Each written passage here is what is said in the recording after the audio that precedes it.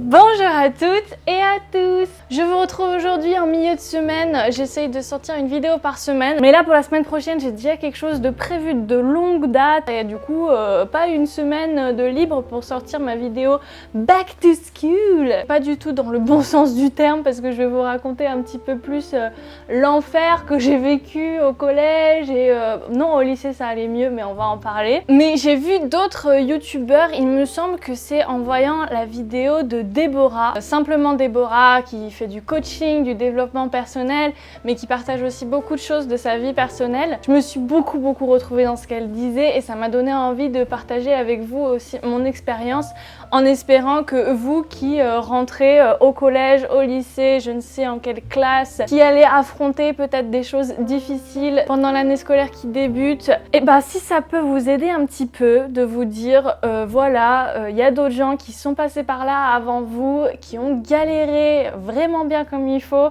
mais qui s'en sont sortis et qui sont allés mieux. Je vous l'avais déjà dit dans ma FAQ, que d'ailleurs j'ai tourné ici même, le temps guérit tout. C'est vraiment le fait de grandir qui va vous aider, mais voilà, j'espère distiller un petit peu d'espoir, même si ce que je vais raconter est pas forcément super gai tout le temps. Alors par où commencer? On va s'en tenir au collège, parce que franchement ma primaire...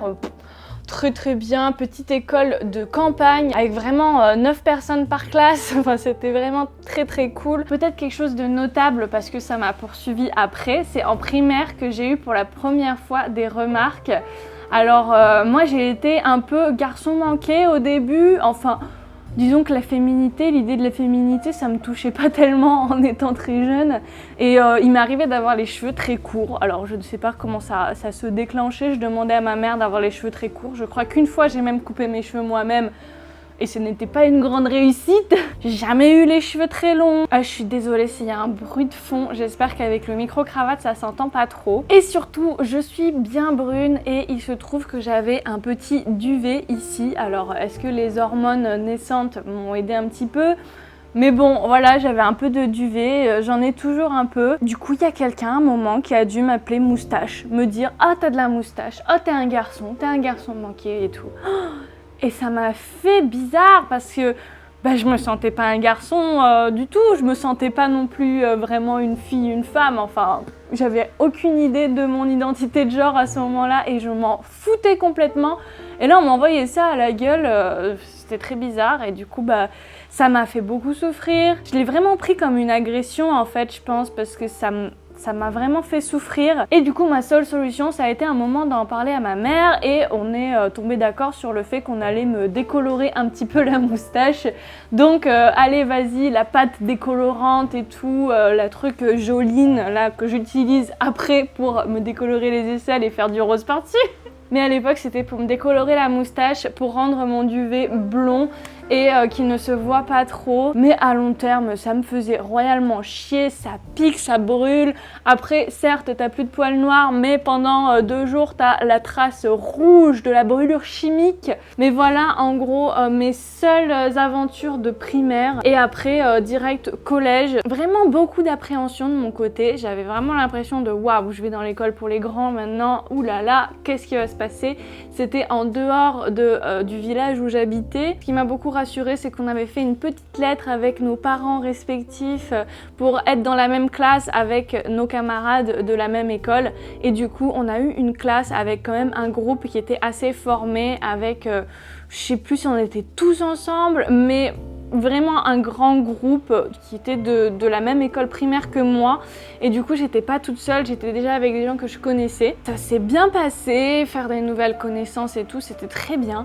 Je pense qu'en 6e voire 5e je me sentais encore un peu petite, encore un peu vraiment enfant dans ma tête. Franchement moi les considérations du genre les petits copains, les amoureux et tout, ça me paraissait totalement étranger et pas du tout naturel. Et en fait je m'étais mise à un moment, même en primaire je crois, j'avais inventé ça.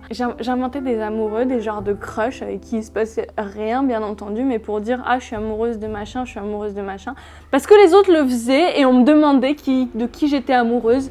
J'étais amoureuse de personne en fait. Et du coup j'en prenais un au hasard, je fais bon bah lui il a une bonne tête, allez tiens, on va dire que je suis amoureuse de lui. C'était marrant, et puis de toute façon ça impliquait vraiment rien après. Et je pense que l'année de 6ème, ça a continué un petit peu avec ces genres d'amourettes qui étaient complètement fictives en fait pour moi. Je pense que je le savais de moi-même, que c'était pas du vrai amour parce que vraiment je ressentais rien du tout. C'est un peu plus tard que ça a commencé, même sur le chapeau de roue je dirais, parce que c'est allé vite après. En 5ème, je me suis sentie un petit peu chamboulée parce que en gros toutes les classes de l'année précédente ont été conservées. En 5ème, les groupes sont restés les mêmes. Sauf moi qui ai débarqué dans une classe où je connaissais personne, où j'avais aucun ami, où il y avait principalement des gamins vraiment qui faisaient les zouaves, qui n'avaient pas des bonnes notes, qui écoutaient pas et qui étaient indisciplinés en gros. Et moi, vu que j'étais une bonne élève, calme, sage, il n'y avait pas de soucis avec moi. Et surtout, j'avais des bonnes notes, j'ai eu des bons résultats. D'ailleurs, c'est au début du collège où j'ai pris goût à être studieuse et à être en gros la meilleure. Parce que sans faire beaucoup d'efforts, j'ai réussi à avoir des super bonnes notes, une super bonne moyenne générale, à être félicitée, à être dans les meilleurs de ma classe, voire de mon établissement. Et ça m'a rendue très fière, j'avoue. J'y ai pris goût. Et alors que je m'en foutais complètement auparavant de mes résultats scolaires en fin de primaire, et ben là, je me suis dit... Tiens, c'est cool d'être la meilleure, j'aimerais bien être la meilleure toute ma vie. Et c'est de là que aussi on tombe de haut après.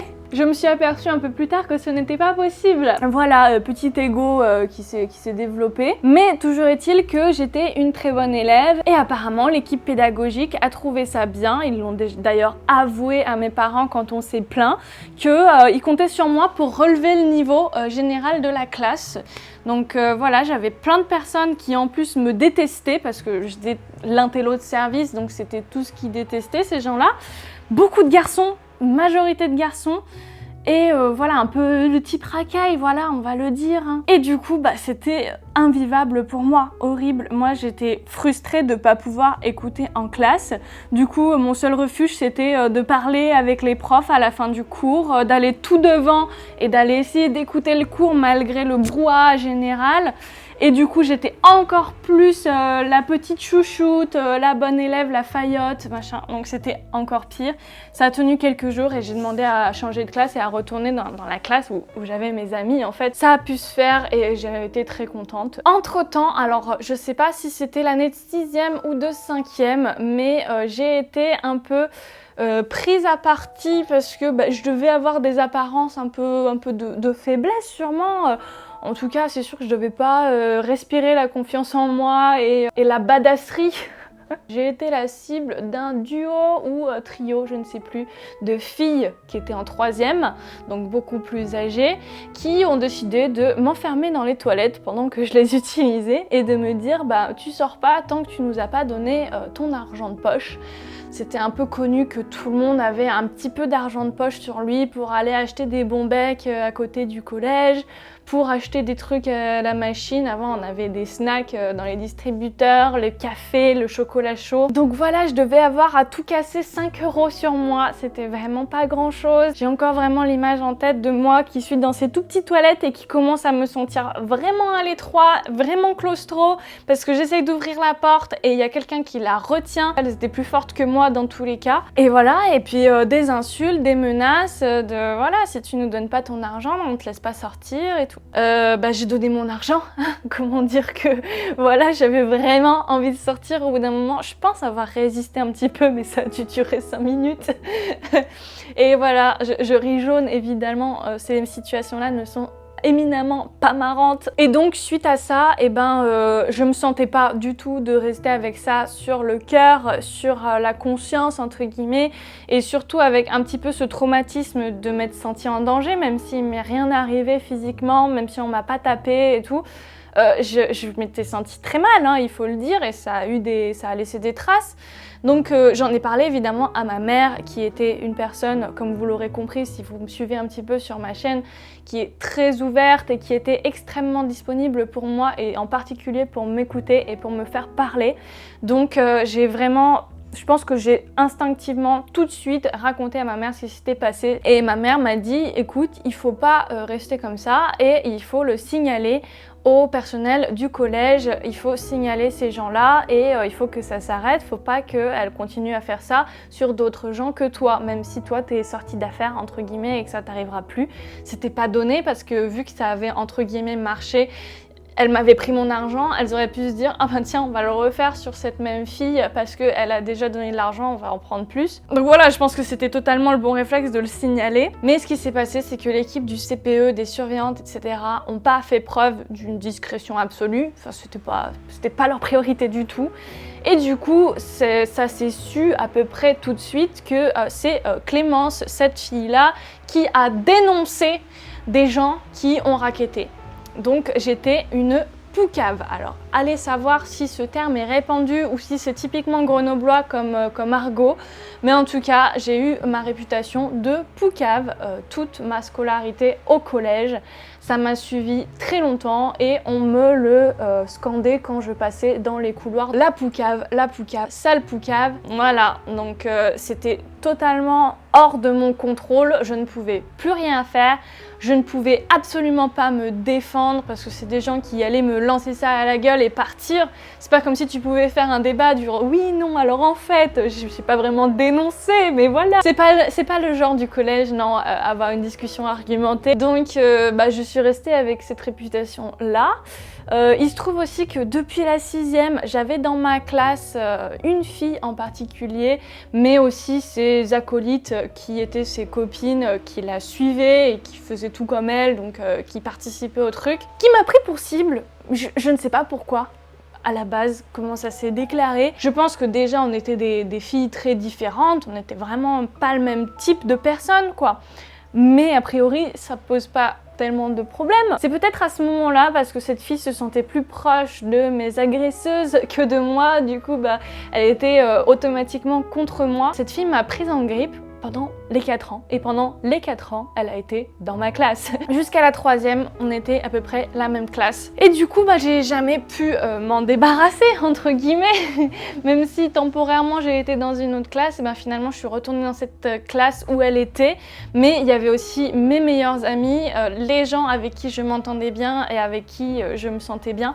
Donc voilà, c'était un bien pour un mal. Je me souviens qu'avec cette fille qui m'avait pris comme ennemie et du coup, par conséquent, était devenue mon ennemie aussi parce que j'essayais de pas me laisser faire, même si c'était pas facile. C'était vraiment du 50-50 entre je fais profil bas, je laisse couler, vas-y fais ton truc, appelle-moi comme tu veux, je m'en fous. Les remarques désobligeantes, tout ça, beaucoup de choses sur mon style, sur comment je m'habillais. Et en même temps, il y avait des fois où je lui faisais savoir que non, c'était pas possible quoi, t'arrêtes maintenant. La coupe est pleine, mais c'est pas pour ça que ça s'est arrêté. Je me rappelle de séances de PS, on faisait volleyball et j'aimais beaucoup le volley. Franchement, j'ai pris du plaisir même si j'étais loin d'être très très forte en tous les sports. Hein. Vraiment, j'étais un peu dans les dernières tout le temps. Et il se trouvait que à un moment, j'avais une équipe qui fonctionnait bien, on se faisait des passes, on arrivait à marquer des points et tout, on gagnait. On se faisait des systèmes de tournois sûrement. On gagnait pas mal à cette session-là, je m'en souviens très bien parce que j'étais très fière d'être dans une équipe qui gagne pour une fois. Et je me retrouvais à jouer contre cette nana, ma pire ennemie du collège, de la classe, qui arrêtait pas de faker les points. Donc vraiment, je marquais un point, mais elle s'en mettait un à elle aussi pour garder l'égalité.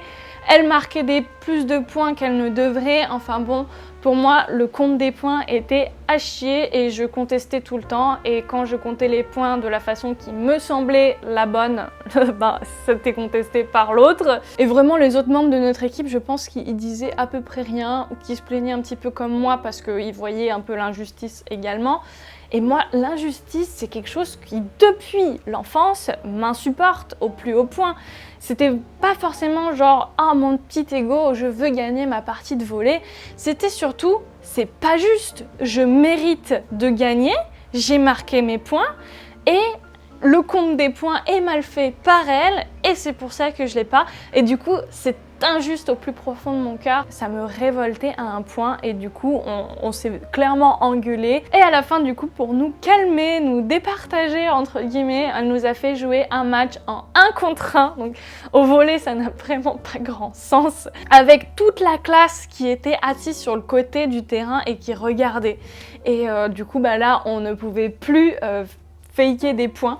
Mais il se trouve que forcément moi avec toute la pression d'avoir tout le monde qui nous regardait jouer un contre un, bah j'ai tout perdu. Très désagréable comme truc, mais vraiment pas cool, vraiment pas cool. Ici la Clémence du montage, et en travaillant sur la vidéo je m'aperçois qu'il y a plein de petites choses que j'aurais voulu ajouter qui me sont revenues après en m'écoutant en fait. En parlant de ces cours de PS, justement il y avait un autre truc qui s'est passé pas mal de fois pour vous dire le point jusqu'auquel ça allait. Ces histoires, c'est que pendant les cours de PS, donc on foutait nos affaires dans un coin pour le temps qu'on faisait notre cours de sport, et il y avait quelqu'un qui devait, sans que je m'en aperçoive, aller fouiller dans mon sac et prendre mon portefeuille, et à chaque fois rien ne manquait à l'intérieur sauf l'argent de poche évidemment, et il était ramené au bureau des surveillants par les amis de ces gens-là qui me faisaient la vie dure dans ma classe. Donc voilà, ça arrivait mais vraiment par saccade de 3-4 fois à chaque fois. Donc j'en étais arrivée à un point où mes parents me disaient on te donne plus d'argent de poche tout simplement. Donc adieu les petits bonbons et les petits chocolats chauds à la récré, parce que si je gardais de l'argent de poche, je me le faisais à chaque fois voler par ces gens-là. Sinon au quotidien c'était des trucs genre je vais pour m'asseoir à une place qui m'est habituelle sur le côté de la classe quand on rentre. Et au moment où je m'assois, il y a quelqu'un qui rentre dans ma table, dans ma chaise, dit non c'est nous ici. Alors qu'ils n'ont aucune raison de s'asseoir là plutôt qu'ailleurs. Il y a des places de partout autour. Et c'était juste pour m'emmerder quoi, pour me virer de la table à laquelle j'étais en train de m'installer. Et voilà, c'était les acolytes de cette pire ennemie entre guillemets. Et puis dans l'ensemble, globalement, vous imaginez bien que j'avais pas une super réputation. Heureusement, j'avais un groupe d'amis assez soudés autour de moi. Beaucoup d'entre nous étaient un peu les victimes des bullies, des victimes de moqueries, etc. Je me rappelle d'un pote qui était un peu efféminé, donc qui était pas viril comme les autres garçons de son âge. Je vous passe les mots qui étaient employés évidemment. Mais bon, ce petit groupe qui était autour de moi m'aidait grandement à vivre un quotidien vraiment passable pendant ma scolarité. C'était vraiment si je me baladais un peu toute seule dans la cour, que j'allais d'un point A à un point B tout bêtement, et j'allais avoir des gens des autres classes, des gens qui me connaissaient pas, qui allaient m'arrêter et qui allaient me faire mais comment t'es habillée là? Non mais c'est quoi ça? Ah non non, c'est vrai que je m'habillais pas du tout comme les autres. Je me cherchais, j'ai eu un style un peu punk, un peu skater, un peu hippie, des fois des mélanges de tout ça. J'ai adoré Nana, le manga Nana, et du coup j'aimais bien m'habiller avec des habits comme elle, un petit peu rock'n'roll du coup. J'ai eu ma période Avril Lavigne, donc j'ai mis des jupes par-dessus des jeans. Et ça, forcément, ça a fait grand bruit au collège, du genre « Oh, une jupe par-dessus un pantalon, mais qu'est-ce que c'est ?» Moi, j'aimais beaucoup. Il se trouve aussi que je récupérais des habits de ma tante, donc une femme plus âgée, etc. Et il y avait certains vêtements que je portais très bien, qu'il n'y avait pas de souci, qui faisaient pas particulièrement vieux, mais qui ne résonnaient pas dans l'imaginaire collectif du vêtement de jeunes de 13-14 ans. Donc forcément, ça jurait, à mon avis, dans les yeux de certains, avec des couleurs, etc. Donc ça devait pas plaire, voilà. Et j'avais des remarques, on me disait mais c'est pas carnaval, mais c'est pas Halloween, c'est trop moche, voilà. Beaucoup de remarques, mais ça j'avais tendance à m'en foutre un petit peu parce que c'était mes vêtements. Et même si sur le moment je me sentais jamais bien, franchement quand quelqu'un qui vous fait des remarques en face comme ça et qui vous descend littéralement, il y a littéralement rien qu'on peut répondre. On sait que si on réagit négativement, si on les insulte en retour, si on les envoie paître d'une façon ou d'une autre, ils vont réagir encore plus violemment et ça va être une escalade jusqu'à la dangerosité potentiellement. Donc moi vraiment je pense que j'ai fait profil bas tout ce temps-là. Aussi une chose que je voulais absolument rajouter dans cette vidéo, je sais pas pourquoi j'ai pas pensé à en parler quand je tournais cette vidéo, mais c'est aussi le racisme ordinaire, les discriminations que j'ai pu subir en tant que personne d'origine asiatique à moitié asiatique. Voilà, j'ai parlé beaucoup de ça dans un podcast que je vous mettrai en description où je parle de façon plus détaillée de tout ce qui m'est arrivé dans ma vie et de mon histoire personnelle. Mais au collège, ça fusait dans tous les sens. Les appellations un petit peu, voilà, Chinchong, l'asiate, les yeux bridés, machin. Faire des blagues sur mon nom de famille qui a consonance asiatique, bien sûr. Voilà, c'était une grande base du harcèlement un peu ambiant que je subissais au collège, et c'était aussi quelque chose que mes pires ennemis utilisaient contre moi de façon très régulière. Voilà, donc c'est quand même quelque chose à remarquer. Et je pense aussi que j'étais la seule ou une des seules asiatiques dans ce collège où il y avait une majorité d'autres ethnies que celle-ci, mais je pense que c'était très étranger pour la population de ce collège, les personnes asiatiques, donc j'étais un peu une attraction de foire peut-être sur ce point-là, et ça a pas été très agréable, même si du coup mes mécanismes de défense c'était d'en rire moi aussi et de me dire ah, c'est marrant de rigoler sur mon nom de famille. Quand je regarde ça avec le recul maintenant, je trouve ça totalement inacceptable. C'est une chose contre laquelle je tiens à militer parce qu'il y a beaucoup de choses qui entourent le stéréotype des asiatiques, des femmes asiatiques surtout, avec toute la fétichisation autour. Ça m'est arrivé par la suite, hein, plutôt fin du collège, hein, voilà, avec des garçons qui m'ont dit non, je veux pas me mettre en couple avec toi, c'était juste pour tester les asiates. Très sympa. Je trouve que c'est un sujet très important, je tenais à le souligner et à rajouter ça aussi. Quatrième, troisième on va dire, j'ai commencé à avoir des petits copains, des histoires un peu amoureuses et tout, dont certaines qui m'ont beaucoup marqué d'ailleurs parce que c'était les premières fois où j'avais des réels sentiments pour quelqu'un, du vrai attachement on va dire, même si voilà, on peut peut-être pas appeler ça de l'amour parce que bon, c'est quand même très différent de ce que j'ai pu ressentir après. Premier cœur brisé avec un mec avec qui je suis sortie peut-être un mois maximum et qui m'a larguée avec un bout de papier qui avait été donné à un copain, donné à une de mes copines et ensuite donné à moi avec marqué oui bah je te largue parce que t'es trop sérieuse. Ça a été tellement dur parce que c'est le genre de truc à mon avis qui te remet en question dans ton identité parce qu'on te dit je te quitte parce que tu es comme ça, parce que tu es cette personne là, pas parce que je t'aime plus et les sentiments sont partis quoi, parce que ta personne est comme elle est, je ne te veux pas. Ah, déchirement.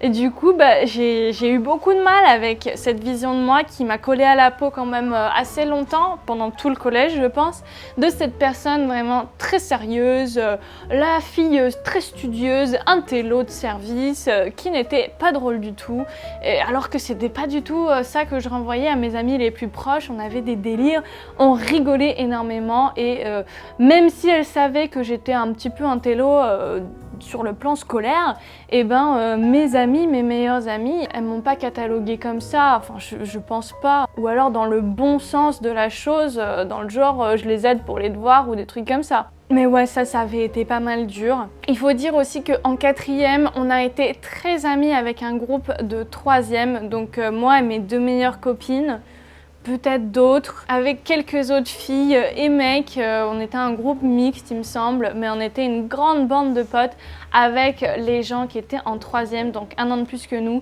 Donc quand ces gens-là, pendant mon année de troisième, étaient déjà partis au lycée, ça a été un petit peu compliqué pour moi parce que je me suis un petit peu retrouvée toute seule, parce que en même temps il y a eu une nouvelle arrivante qui était une magnifique jeune fille resplendissante avec les cheveux blond platine naturellement, long jusqu'aux fesses, avec un grand sourire comme ça, avec l'appareil dentaire et les barbelés, mais ça ne lui enlevait aucun charme. Et c'est vrai qu'elle était adorable, hein, qu'elle était très mignonne, mais j'ai remarqué quand elle est arrivée, tout le monde, toutes mes copines, tous les gens avec qui je pouvais traîner se sont agglutinés autour d'elle.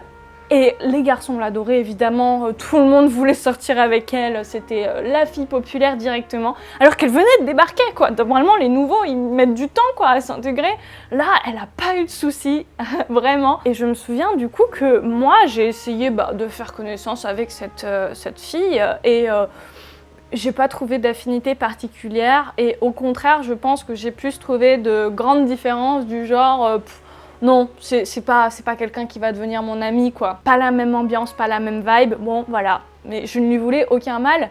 Ce qui me faisait vraiment chier, c'est que toutes mes copines, du coup, voulaient aller avec cette fille-là, aller manger avec elle le midi. J'ai eu une petite période où je suivais quand même, parce que moi, je voulais rester avec mes amis, pas avec elle, mais vu que mes amis restaient avec cette nouvelle fille, et ben je suivais aussi ce groupe-là. Et finalement, ça m'a saoulée de suivre un groupe avec qui je m'entendais pas foncièrement, surtout parce que cette meuf qui débarque de nulle part l'avait décidé et avait accaparé l'amitié que j'avais avec ces gens-là.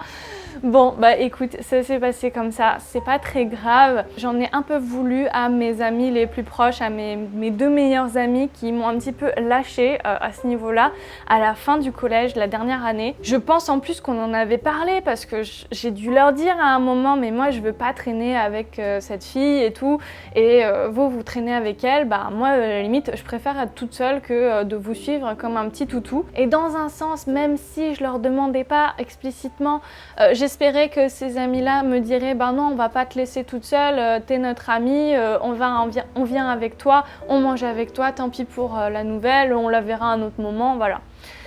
Et non, ça s'est pas passé comme ça. Mes meilleurs amis m'ont dit bah ok, bah nous on va avec la nouvelle. Du coup, je me suis retrouvée un petit peu dans mon coin pendant un moment.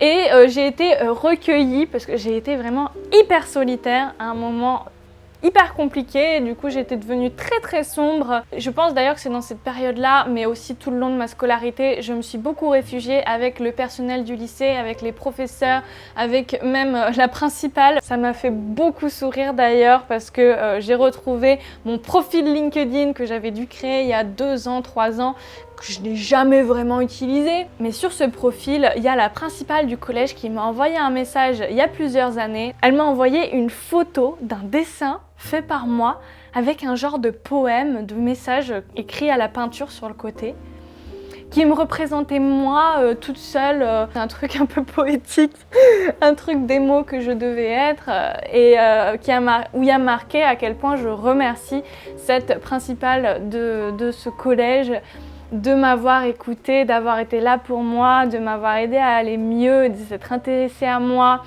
Et ça m'a touchée parce que je me suis vraiment imaginé la petite fille solitaire et un peu esselée dans le mauvais sens du terme, assez triste du coup. Et cette principale qui m'a un peu prise sous mon aile et qui m'a écrit du coup sur LinkedIn, il y a des élèves qu'on n'oublie pas. Et donc voilà, je suis très contente que cette personne se souvienne de moi et ça me fait chaud au cœur. Pour finir un petit peu avec cette période, du coup, après avoir été esselée assez longtemps, il faut dire que après les cours, dans les périodes où je pouvais un peu sortir du collège et aller ailleurs, et ben j'allais rejoindre en fait les gens du lycée, donc les gens que je connaissais déjà parce qu'ils étaient au collège l'année dernière.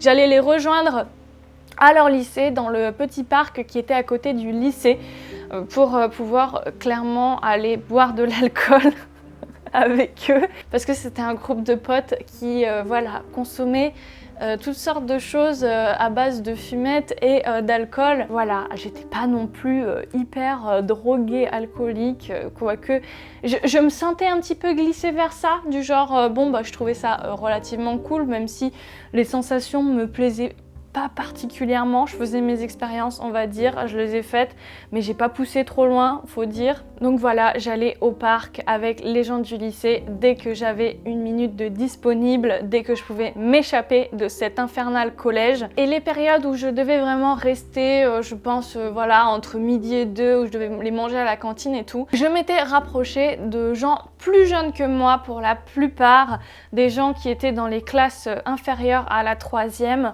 et qui étaient eux aussi un peu des rejetés. Voilà, donc c'était un peu les nouveaux émos, les punkettes, les gens qui s'habillaient pas comme tout le monde, des gens qui devaient être aussi sur le spectre autistique. Ça c'est quelque chose que je me dis peut-être après coup avec le recul, mais que je ne savais pas du tout, mais qui pour une raison X ou Y en tout cas subissaient les mêmes rejets que moi, que j'ai pu rencontrer, même dans une moindre mesure, des gens qui étaient encore plus victimes de harcèlement scolaire que moi. On se retrouvait un peu tous ensemble et voilà, on faisait un peu un petit groupe pour se soutenir, être solidaires les uns des autres.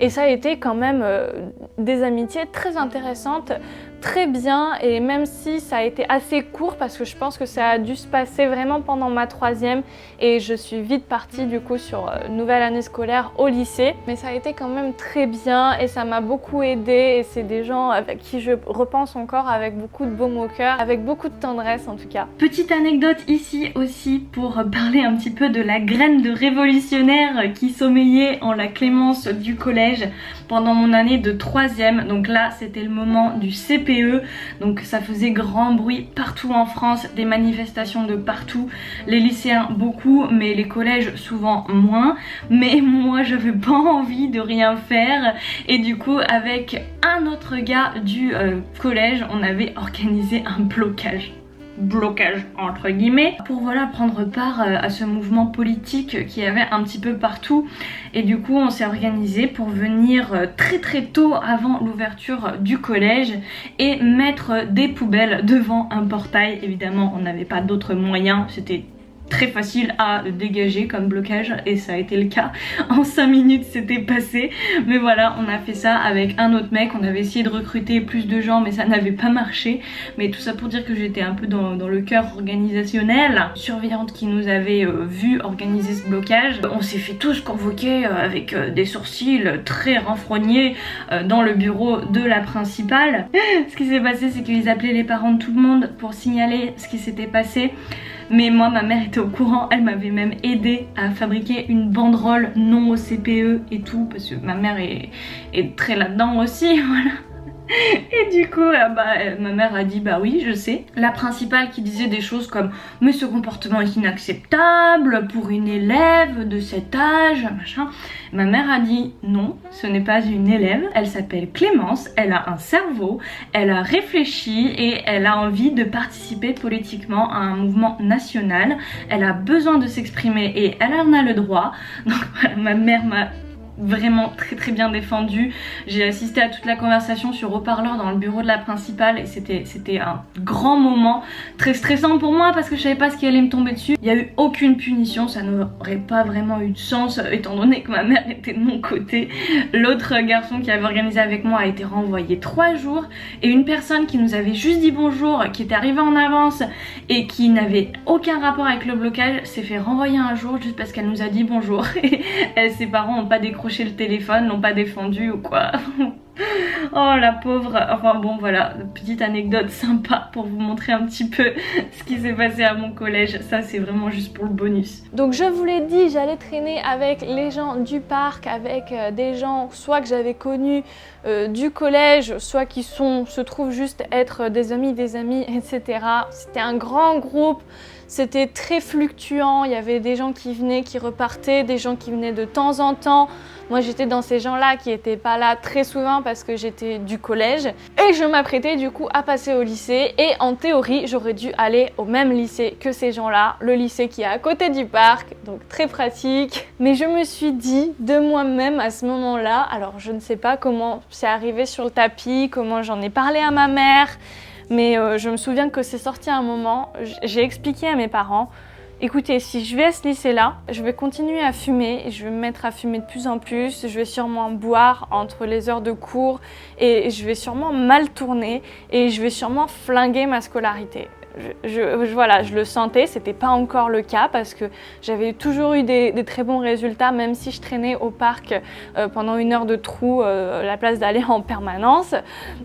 J'avais toujours des très bons résultats au collège, mais je sentais que ça pouvait être fragilisé par tout ça et que j'avais peur un peu d'être sur une mauvaise pente si je continuais à traîner avec ces gens-là et à aller à ce parc où on buvait, on fumait librement. Donc j'ai clairement demandé à ma mère d'aller dans un autre lycée. Deuxième raison aussi très importante pour moi, c'était que la plupart des gens qui me menaient la vie dure, qui me harcelaient au collège, allaient à ce lycée-là qui était le lycée de secteur pour tout le monde, donc on n'avait pas trop le choix quoi. Du coup j'allais de nouveau être entourée de ces gens qui me menaient la vie dure, qui me collait des sales réputations. Faut savoir qu'à la fin du collège, du coup, j'ai commencé ma vie sexuelle, j'ai commencé à avoir des copains et voilà, à avoir aussi des coups d'un soir, faut le dire, à avoir des histoires avec les gens du lycée. Et du coup, ça s'est bruité très très vite que, oh là là, Clémence, elle a couché avec 2 mecs différents qui sont dans un même groupe de potes. Du coup, ça doit être une prostituée. Du coup, ça doit être une fille de petite morale. Je ne sais pas, voilà ce qui passe dans la tête des gens. Mais en tout cas, il en faut peu pour vous coller une réputation de pute. Est-ce que je le bip? Est-ce que je le bip pas? Voilà, vous avez compris. La poucave. Ouais, je pense que c'était un peu ça ma vie. Alors que moi, dans ma tête, eh ben, j'étais encore très fleur bleue, très princesse, prince charmant, etc. Et du coup, je me disais à chaque fois qu'une relation démarrait que c'était l'homme de ma vie et que j'allais passer le restant de mes jours avec. C'est juste que ça se finissait pour des raisons X ou Y, il y avait rupture, mais voilà, sur le coup, moi j'y croyais totalement à chaque fois. Donc c'était pas faute d'y mettre les efforts qu'il fallait, quoi. J'étais pas du tout en mode ouais, on est sex friend ou des trucs comme ça. Moi, ça n'existait pas dans ma tête à ce moment-là, je crois. Hein. Bref, du coup, pour échapper à tout ça, repartir à zéro, j'ai voulu aller dans un autre lycée. On s'est mis d'accord que le truc qui serait pratique, c'est que j'aille au lycée du centre-ville, donc pas très loin du lieu de travail de ma mère. Et du coup, on pourrait faire les allers-retours ensemble. Et on a fait un petit dossier de dérogation pour que j'ai le droit d'échapper à ce qu'on appelait à cette époque-là la carte scolaire, je crois. Donc le fait qu'il y ait des lycées de secteur. Donc il me fallait une bonne raison d'aller dans un autre lycée que mon lycée de secteur. Et ma bonne raison, ça a été de faire du russe. Il fallait que je demande à faire une langue, une LV3, qui ne soit pas proposée à mon lycée de secteur. Et du coup, c'était soit russe, soit portugais. J'ai pris du russe et j'ai fait une année de russe. C'était ma foi très bien et j'en suis très contente maintenant que mon mari est né en Russie et qu'il parle russe. Au moins j'ai ces bases-là. Comme quoi le destin, hein, je ne l'aurais jamais imaginé à l'époque, mais voilà. Ça a été une révélation pour moi, ça a été un bonheur de passer au lycée et en plus d'aller dans ce lycée de centre-ville, de grande ville de Grenoble, quoi. Pas du tout la même ambiance, c'était pas le même cadre, c'était pas les mêmes gens et puis on était beaucoup plus nombreux. Donc si vous voulez, il y a tellement plus de choix social en fait pour se faire des amis. Directement, j'ai été attirée par le club théâtre, l'atelier théâtre parce qu'il y avait une ancienne prof de théâtre qui était CPE dans ce lycée qui avait fait perdurer un petit peu le théâtre dans ce lycée parce que l'option théâtre officiellement était passée à un autre lycée, vraiment pas officiel, hors du parcours scolaire, mais voilà, c'était pour s'amuser, pour prendre du plaisir à faire du théâtre et c'était magnifique. Entre midi et 2, 1 ou 2 fois par semaine, on avait notre petit groupe et du coup j'ai été très amie avec ces gens-là de ce petit groupe. J'ai eu aussi une très bonne amie dans ma classe en seconde, mais on n'est pas resté en lien très longtemps. C'était vraiment une amitié type collègue, quoi. On se voit pour faire des trucs, on se met ensemble quand il y a des projets de groupe à faire, mais ça s'arrête là. Et surtout, j'ai fait la connaissance de ma meilleure amie, Nina, qui encore actuellement est dans ma vie et est très importante. Elle n'était pas directement dans ma classe, mais pour certaines options, et en particulier l'italien, ma LV2, on était en cours ensemble et on s'entendait super bien, on faisait plein de conneries ensemble. Ça a vraiment commencé par un délire complètement d'humour absurde, à dessiner des trucs pas possibles sur nos cahiers et on avait une prof absolument insupportable en cours d'italien et là c'est vraiment pas pour faire l'élève chiante qui aime pas la prof, mais c'était quelqu'un à mon avis qui était peu compétente, voilà, qui était très âgée et qui à mon avis était pas loin de la retraite et c'était pour le mieux parce que c'était plus très efficace et même si on voulait apprendre vraiment et se concentrer sur le cours, c'était très compliqué d'apprendre quelque chose. Du coup, mon niveau d'italien est proche de 0 actuellement alors que j'en ai fait pendant des années. Donc tout s'est très bien passé, j'ai pu faire table rase de toutes ces réputations que j'avais auparavant et m'en créer une nouvelle entre guillemets dans le sens où là c'était plutôt mon côté artistique, le théâtre, je faisais de l'art plastique également, donc tous ces trucs-là qui ressortaient de ma personnalité et les gens me connaissaient plutôt pour ça et le fait que j'avais des fringues de plein de couleurs, particulièrement une jupe noire et jaune avec des bandes. Du coup on m'appelait Maya l'abeille. Donc voilà, c'était resté un petit peu dans l'esprit des gens. J'avais aussi eu une période où j'avais acheté pour faire de l'art plastique, je crois, des fausses plumes de toutes les couleurs.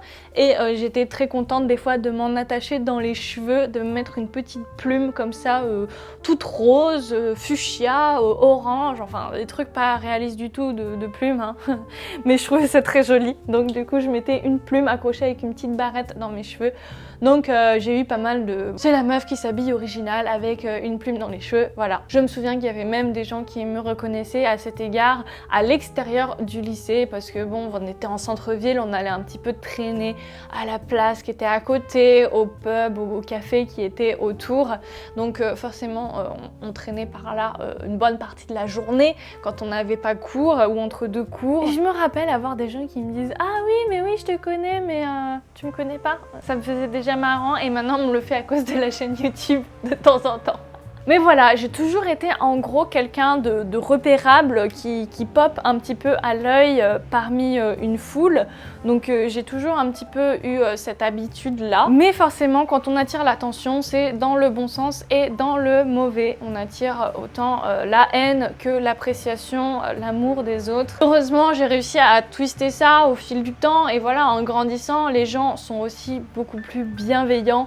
J'ai plus eu cet entourage de gens qui sont très malsains, qui nous veulent du mal, qui veulent nous blesser en permanence et faire tout pour nous pourrir la vie. J'avais l'impression vraiment que dans ce lycée, il n'y en avait pas, ou alors très peu, ou alors je les voyais pas, ou alors ils m'atteignaient pas. En tout cas, tout s'est très bien passé, voilà, jusqu'à forcément d'autres genres de problèmes. Mon année de seconde, à la fin du premier trimestre, donc période de Noël, janvier, etc. Mon père a été à l'hôpital et est décédé dans la foulée. Donc évidemment, période extrêmement dure, période de deuil fou. Et ma réaction, ça a été surtout, bon, au début d'être extrêmement triste, extrêmement renfermée, etc. Mais au fur et à mesure du temps, j'ai été de plus en plus à, de toute façon, ça vaut rien la vie, on va tous crever, autant faire de la merde. Quand j'y pense, c'était une bonne technique parce que ça m'a permis vraiment de me redynamiser et de vivre tout simplement au lieu d'être au fond du gouffre. Mais du coup, c'est passé par bloquer le lycée pendant qu'il y avait des manifs. Alors c'était après le CPE, c'était pendant qu'il y avait des nouvelles lois sur la biométrie base élèves pour faire des fichiers des élèves. Du coup, ben, forcément, en tant que lycéen, moi et des amis, on était très concernés par cette politique-là et on voulait se battre contre et manifester, protester. Du coup, on organisait des blocages, on faisait n'importe quoi et tout, c'était trop bien. Et enfin, moi je me suis éclatée à faire ça, clairement, parce que c'était un moment où j'en avais plus rien à faire. J'ai toute la fin de mon année de seconde, du coup, j'ai fait un premier trimestre où j'ai vraiment fait mes preuves parce que j'avais des très bons résultats. Les profs ont vu que j'avais vraiment des aisances à comprendre, à intégrer mes leçons, etc. Qu'il n'y avait pas de souci pour moi. Mais tout le reste de l'année, déjà pendant toute la période où mon père il était à l'hôpital entre la vie et la mort, comment dire que mon DM de maths, j'en avais mais rien à battre et du coup je ne foutais rien, mais absolument rien. En cours je dormais, j'attendais que ça passe ou alors je n'y allais carrément pas, je séchais et ma mère ne m'en tenait vraiment pas rigueur parce qu'elle comprenait tout simplement que la situation était pas évidente pour moi. Toute la suite aussi, toute la fin de la seconde, ça a été vraiment zéro pointé. Je rendais des devoirs blancs, des copies blanches. Il y a même des fois où j'étais très dans la provocation et du coup je rendais des devoirs avec totalement autre chose que ce qu'on me demandait. Genre on me demandait de faire une rédaction sur Louis XIV et du coup je faisais une psychothérapie de ce que ça devait être de naître roi. Comment vous dire que le prof d'histoire géo il a pas rigolé et même si j'ai peut-être dit des choses intelligentes, je pense que c'était pas du tout ce qu'il avait envie de lire, alors ça a été très mal pris.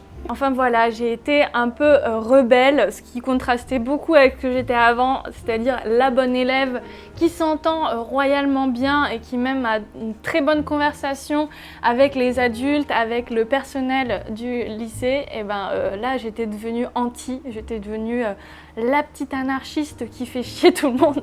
C'était un gros revirement pour beaucoup de professeurs et il y en a vraiment, c'était 50-50 à la fin de l'année de seconde. Il y en avait une partie qui n'avait pas du tout digéré et qui avait dit mais non, mais c'est intolérable ce comportement, ça ne va pas, elle n'a pas travaillé, elle n'a rien fait, machin machin. Ce qui est compréhensible parce que c'était le cas. Et une autre partie qui avait totalement compris ce qui se passait chez moi, que j'avais pas du tout de soucis au niveau intellectuel et que je pouvais très facilement rattraper mon retard si je m'y remettais sérieusement.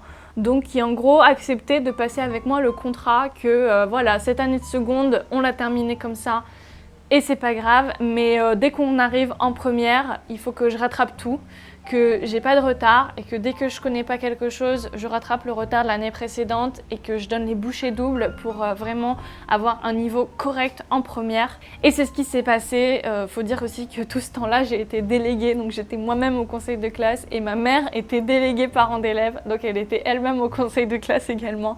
Donc on s'est relativement défendu, même si y a certains profs qui ont vraiment essayé de me lyncher à ce moment-là, sans aucune considération que je venais de vivre un deuil très important et très violent au milieu de l'année scolaire. Ça a été difficile pour plein de raisons que vous vous imaginez, hein. Pas seulement la scolarité, mais tout ce qu'il y a autour. Ma vie dans la globalité n'était pas facile.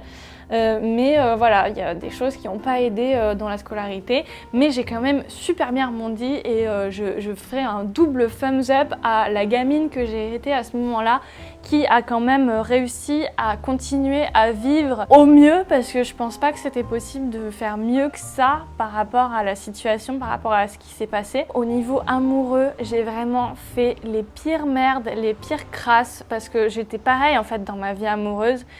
J'étais à un point où j'étais tellement triste et déprimée et vide de sens en fait. Du coup, j'en avais vraiment rien à foutre de faire du mal autour de moi, de blesser, et j'étais très impulsive, du genre voilà, j'ai envie de quelque chose, j'y vais, je vais pas me retenir. Comme si ces petits plaisirs là que je m'accordais, c'était la seule façon que j'avais d'aller un peu bien et de me reconstruire un petit peu. Je pense que c'était le cas.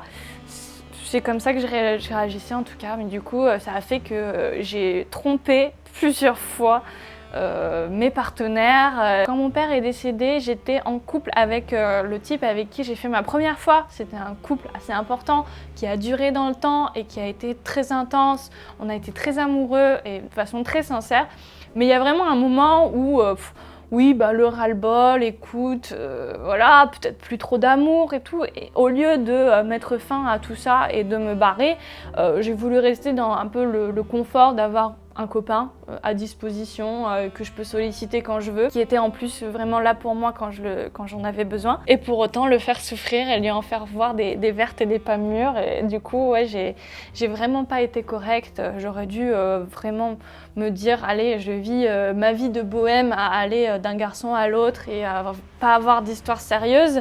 Mais en étant honnête avec tout le monde, quoi. Non, j'étais pas honnête et du coup j'ai fait à mon avis beaucoup de dégâts aussi parce que je n'étais pas stable du tout mentalement, hein. J'étais très triste, voilà. Mais après ça, je pense qu'une fois que j'ai fini cette année de seconde, que je suis passée en première et tout, c'est là que j'ai eu des histoires vachement plus sympas et vraiment très importantes encore pour moi. J'en garde vraiment des souvenirs merveilleux, notamment un garçon avec qui je suis sortie pendant 1 an, pendant mon année de première, fin de seconde, début de première, ouais, qui était un peu plus âgé, qui était dans un groupe de rock et tout, et qui était original comme moi, s'habillait pas comme les autres et tout, et qui était extrêmement charismatique à mes yeux. J'étais avec un baby Elvis, quoi, c'était vraiment magnifique, c'était un achievement pour moi, et les sentiments se sont arrêtés du jour au lendemain. Sans aucune raison, alors que tout allait bien et que tout se passait très bien dans cette relation. Et je m'en suis mordu les doigts très vite après. Je sais pas, il y a un moment où viscéralement je ne pouvais plus voir cette personne en peinture et je ne pouvais plus passer de temps avec. Et finalement, après je me suis dit, mais pourquoi je l'ai quitté, je l'aime encore. Bon, voilà, connerie, mais je regarde ça maintenant avec un sourire, il n'y a pas de souci. J'ai aussi fait souffrir cette personne avec une rupture du coup assez brutale aussi, et sortie de nulle part, sans explication. Je pense que j'ai fait souffrir beaucoup de gens. Je suis désolée s'il y a des gens de mon passé qui me regardent. J'espère vraiment qu'on peut enterrer ça et regarder tout ça avec un sourire maintenant. J'espère que vous allez bien et que vous avez une vie au mieux maintenant. Mais voilà, j'ai fait beaucoup d'erreurs et j'ai beaucoup appris à chaque fois. Comme je le disais dans la FAQ, à chaque relation, à chaque erreur du passé, à chaque période trouble, il y a un enseignement à en tirer, quelque chose à en apprendre. Et même si on n'en est pas conscient, de toute façon, on évolue spontanément vers quelque chose de vachement mieux. Il y a aussi une anecdote que j'ai oublié de dire, donc la période fin de lycée, en terminale, je me souviens que je passais mon bac de PS et du coup j'attendais devant le gymnase tôt le matin, la tête dans le cul, comme un peu tout le monde. Il y avait déjà une dizaine de personnes par là. Il y a une fille qui faisait les cours de PS avec moi, qui m'a tapoté sur l'épaule et qui est venue me casser le nez, me foutre un gros coup de poing dans le nez et qui m'a tabassé clairement. Moi je suis tombée directement sous le choc, à la fois de surprise et voilà, j'ai été déséquilibrée. J'étais par terre et elle continuait à me taper en visant bien la tête que le visage, etc. J'ai essayé de me protéger, j'ai même pas essayé de me battre, ça m'est pas venu une seule seconde à l'idée. J'étais pas capable de ça du tout. Et voilà, je me suis fait casser le nez pour une raison vraiment futile qui est que j'avais flirté avec son ex lors d'une soirée. Et voilà, tout le monde pensait qu'on avait fait du sexe, mais ça n'avait même pas abouti. C'était en plus vraiment ce mec-là qui m'avait dit « Clémence, viens avec moi, oh oui, on va faire ça, machin ». Rien ne s'était passé et ce n'était vraiment même pas quelqu'un qui m'attirait, donc ça ne valait vraiment pas le coup. Du coup, cette fille avec qui on s'est expliqué depuis et avec qui maintenant ça va très bien, hein. On a même un peu quelques contacts, on se donne des nouvelles de temps en temps. Mais à ce moment-là, elle m'en voulait grandement d'avoir flirté avec son ex alors qu'elle était plus avec lui depuis des mois. Du coup voilà, je me suis fait péter le nez juste avant mon bac de PS. Et dans cette histoire, ce qui m'a énormément marqué, c'est surtout le fait qu'il y avait, comme je vous l'ai dit, une dizaine de personnes autour, dont ma meilleure amie, et que personne n'a réagi alors que je me faisais littéralement tabasser au sol par cette meuf qui m'a craché dessus, qui me traitait de salope, etc. Et voilà, personne n'a réagi. Alors ma meilleure amie m'a expliqué pas longtemps après qu'elle était complètement sidérée, qu'elle ne comprenait pas la situation, que c'était tellement soudain qu'elle n'avait pas compris. Elle pensait vraiment que c'était une blague, tellement c'était improbable ce qui était en train de se passer sous ses yeux. Mais même je me souviens qu'il y avait des groupes de garçons qui auraient pu très facilement la maîtriser, la tenir et l'écarter de moi. Et c'est une meuf qui a réagi à la fin et qui a commencé à la prendre par l'épaule et à l'enlever de moi, sinon je pense qu'elle se serait peut-être pas arrêtée et qu'elle aurait pu me faire encore plus mal physiquement. Voilà, c'est ça qui m'a révoltée surtout. C'est tout ce temps durant lequel il y avait vraiment un cercle de personnes qui me regardaient me faire défoncer la gueule, quoi. J'ai fait du coup mon épreuve de handball avec le nez qui me semblait être gonflé comme ça, qui me semblait énorme. Bon, il se trouve que j'avais pas une fracture très grave, mais j'avais quand même pissé le sang. J'avais vraiment tout effacé et j'avais fait mon épreuve sans rien dire au professeur. Le professeur l'a su après parce que c'est remonté au niveau du lycée. D'ailleurs, quand c'est remonté au niveau du proviseur, ce proviseur là qui a été bon un homme charmant sur plein d'autres points, sûrement très compétent, mais qui s'est montré extrêmement paternaliste avec moi depuis le moment où j'ai perdu mon papa. Et du coup il m'a dit à un moment, ce proviseur: je serai ce père que vous n'avez plus, en tout cas dans le milieu scolaire. Oh là là. Il se prenait pour mon père que je venais de perdre. Mais il n'y a vraiment pas plus maladroit, je pense. C'était absurde comme situation et surtout très déplacé de sa part. C'était quelque chose. Voilà, mon lycée s'est bien terminé, ma foi, avec mon petit bac d'art plastique, avec mon option anglais SP parce que j'adorais l'anglais et faire de la littérature en anglais, c'était magnifique. À la fin du lycée, je devais partir en Angleterre parce que je voulais faire un bachelor Writing and Edition pour apprendre à faire des livres de A à Z, autant à les écrire qu'à les traduire, qu'à les éditer. C'était ce qui me faisait rêver de travailler dans les métiers du livre, plus particulièrement avec les langues et la littérature. Donc la traduction littéraire, c'était ce qui me semblait le mieux. C'était un peu ma vocation de l'époque. Et finalement, l'année en Angleterre a été... on a commencé à payer parce qu'évidemment, c'était payant, la fac en Angleterre. Ça a été annulé courant août, juste avant la rentrée. Et du coup, j'ai dû me rabattre sur mon plan B qui était de faire philosophie à Grenoble, donc de rester dans la même ville, de pas partir à l'étranger du tout et de repousser ce départ à l'étranger à plus tard. C'est ce qui s'est passé. J'ai essayé de partir plus tard, ça s'est jamais fait non plus, j'ai jamais eu de chance avec les départs à l'étranger. J'ai essayé en 2e ou 3e année de licence de faire un départ Erasmus. Encore une fois, il n'y avait pas les conventions entre universités pour la ville que je voulais et tout. Enfin bon, ça s'est pas fait. Après, j'ai voulu partir à Brighton avec Romain, mais on a rompu. Du coup, ça s'est pas fait non plus. Et du coup, je suis toujours dans mon petit bled et je m'y sens bien. Hein. Bon, voilà, on verra ce que l'avenir me réserve. J'imagine quand même que je vais bouger à un certain moment. J'ai toujours eu sur place tout ce qui me convenait et tout ce qui me semblait legit pour moi. En particulier au niveau des études, voilà, il y avait le master management de l'innovation. Il y avait tout le monde qui venait des 4 coins de la France pour aller dans ce master-là et moi je l'avais dans ma ville. J'étais la seule locale dans mon master. Donc voilà, j'ai eu de la chance et je suis très contente de mon parcours, comment il s'est fait. J'espère que tous ces petits détails de cette vie au collège, au lycée vous feront un petit peu relativiser peut-être ce qui vous arrive en ce moment. Évidemment, avec tout ça, ce que j'ai envie de faire passer, c'est aussi un message anti-harcèlement scolaire parce que j'en ai subi, même si c'était pas à un degré très élevé et que j'en ai pas souffert outre mesure, si ce n'est que ça a quand même vraiment un peu intoxiqué mon quotidien au collège surtout. Si vous êtes témoin de quoi que ce soit, si vous avez vos amis qui participent à quelconque harcèlement, n'y participez pas, dites non.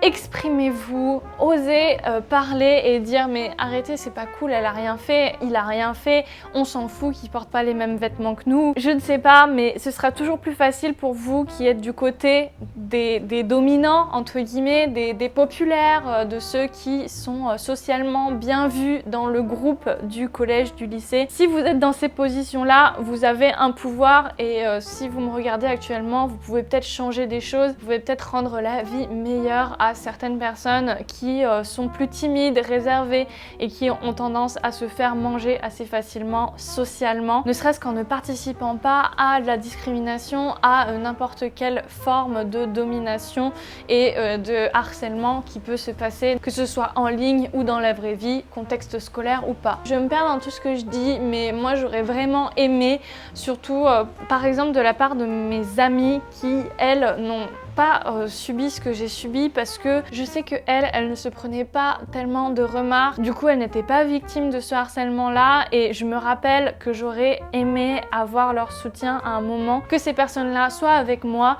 me prennent le bras, me prennent la main et disent ouais on est d'accord, arrêtez de faire ça à Clémence, arrêtez de lui dire ça, foutez-lui la paix. C'est peut-être arrivé à certains moments et en tout cas ces gens m'ont toujours offert un refuge entre guillemets pour le temps qu'on passait ensemble en dehors du collège, mais je sais qu'il y a plein de fois où je me suis dit mais merde, c'est des gens qui me défendent pas quoi, je suis toute seule quand il arrive des choses comme ça. Je sais pertinemment que c'est parce qu'on a peur d'être lié aux personnes qui sont victimes de cet harcèlement-là. Du coup, on n'a pas envie non plus de souffrir de la même façon et pour se protéger, on a tendance à rester loin de ces gens-là. Mais je pense que faire bloc, ça peut être un moyen assez efficace de dire mais non en fait ça ne fait rire personne les remarques que vous faites sur le physique des gens, sur leurs vêtements, etc. Voilà, c'est ma piste de réflexion. Après vous pouvez un peu dire votre ressenti.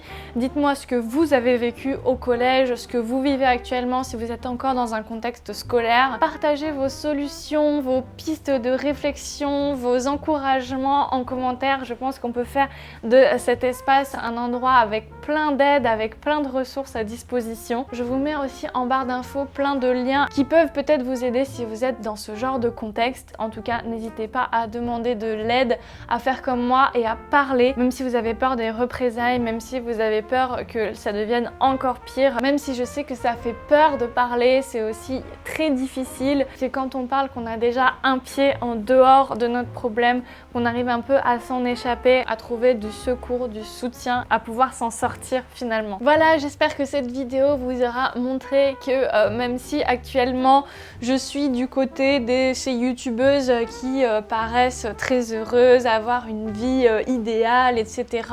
Je vois des fois des commentaires de gens qui me disent j'aimerais bien te ressembler, j'aimerais bien me sentir bien dans mon corps comme toi, etc. Bah, sachez que ça n'a pas toujours été le cas, loin de là, que ça a été aussi très difficile pour moi quand j'avais vos âges la plupart du temps. Et c'est encore difficile actuellement, il y a toujours des jours avec, des jours sans, des périodes difficiles et des périodes de mal-être, on en a tous et toutes. Donc ne vous inquiétez pas, j'espère que cette vidéo vous l'aura montré en tout cas. Moi je suis très contente de vous montrer un petit peu de réalité, quelque chose d'authentique. C'est moi, c'est ma vie, on est tous et toutes très différentes.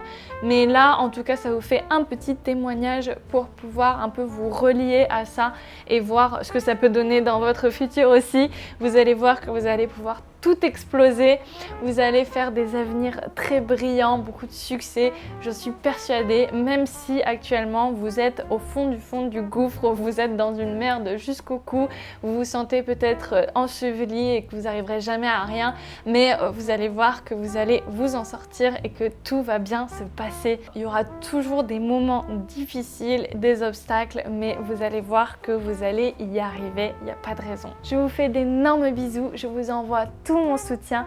Je vous dis à très bientôt pour de nouvelles vidéos et d'ici là, comme d'habitude, faites-vous plaisir!